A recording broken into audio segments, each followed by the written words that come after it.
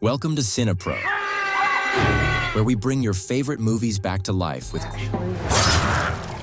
quick recaps, hidden details, Maybe not, actually. and everything you missed. Back to the present time. Becca and Glenn are waiting for the power to come back. When it does, Glenn takes Becca and they head to the elevator. They are shocked to find the corpse of one of Jennifer's relatives in the elevator. When Becca sees the blood, she transforms into Chucky. Glenda then appears and hits her sister on the head, causing her to lose consciousness. Glenda did this because she wants to kill her mother. She and Charles decide to get rid of Glenn because Glenn wouldn't agree to kill Tiffany. Glenda then takes Charles to Tiffany, and we see that Glenda has brought Charles' metal hands. Charles points the gun at Tiffany, finally having the chance to kill her and take revenge. But something strange happens. The gun turns out to be empty. Tiffany slaps him, and Charles quickly moves to escape. There was a car waiting outside the house, and Tiffany tried to close the door, but Charles managed to escape at the last moment and got into the car. The driver of the car turns out to be Cale, who is revealed to be alive. Glenda joins them in the car, while Glenn decides to stay with Tiffany. Later, we see scenes from the party. It's revealed that Glenda had poisoned the drink of the guard, Givaz, to silence him, and she asked Jennifer's sister to bring a gun. Indeed, Jennifer took the gun, but upon discovering that her husband was cheating on her, she decided to kill him, emptying all the bullets into him. She then handed the weapon to Glenda and placed her husband's body in the elevator. Returning to the present, Jennifer tells Tiffany that she's been having nightmares and confesses that she killed someone. She says she wants to talk to Tiffany. Glenn confronts her, saying, "You kill people for fun." Tiffany responds, "It's become an addiction. Don't expect me to talk to you about anything unless you tell me where Glenda took Becca." Later, Jennifer's other sister, Meg, arrives to talk to Tiffany. They reminisce about their high school days, but Tiffany becomes nervous and doesn't know how to share memories. She goes to talk to Jennifer, whose soul is trapped in the doll, asking her about high school memories to respond to Meg. It's revealed that Jennifer has been trapped for 18 years and desperately wants to be freed. She shares the high school memories Tiffany wants to know. When Tiffany returns to talk to Meg, she discovers that Jennifer tricked her and told her false stories. Meg is surprised that her sister is recounting incorrect events. Tiffany gets angry and goes to Jennifer saying, "How could you deceive me and tell lies?" But Glenn and Meg arrive, drawn by Tiffany's loud voice. Upon seeing her sister, Jennifer asks for her help and reveals the truth, saying, "I am Jennifer, your sister. I was trapped in this doll's body because of the crazy Tiffany." However, Tiffany doesn't stay silent and kills Meg to ensure the secret dies with her. Glenn is shocked by what she sees. Tiffany tells her, "This is the truth about our family. We are all killers." Tiffany brings out a box containing a doll and tells Glenn, "You and your sister were born in this doll's body. Later, your soul transferred to the body you're in now, and Glenn's soul transferred to the body she's in. This doll is your origin." Glenn is shocked and wants to tell her sister Glenda the truth. Tiffany and Glenn set the house on fire and head toward Chucky and Becca. Tiffany takes the Jennifer doll with her. Returning to Jack, the good Chucky, and the others, Devin confronts the good Chucky, saying, "All this horror we're experiencing is because of you. Isn't it enough that you killed our family and ruined our lives?" The good Chucky is shocked by these words and walks away, but Jack follows him and reconciles, saying, "I believe you're good inside and can help us defeat the evil Chucky." Meanwhile, Lexi and Devin inspect the phone that was with Chucky and find many selfies. They discover that he took pictures with various parts of Chucky dolls, realizing he scattered his parts along the way to find his way back. They decide to search for these parts, hoping they might lead them to the leader recorded on the phone. Elsewhere, Sister Ross is in her office when suddenly the trash can moves, and Chucky the fighter emerges. It turns out he didn't die. Sister Ross believes it's a miracle that the doll moves and talks, deciding to listen to whatever Chucky says. Later, Devin and Lexi go to the forest, following Chucky's parts, and reach a terrifying place filled with many Chucky parts. They hear sounds coming from a cabin and are shocked to find Dr. Mixter inside. They are even more shocked to see Andy in the cabin. Inside, there's a version of Chucky called the Leader, who is armless and one of the smartest versions of Chucky. Lexi and Devin see him torturing Andy. In a flashback to Andy's truck accident, we see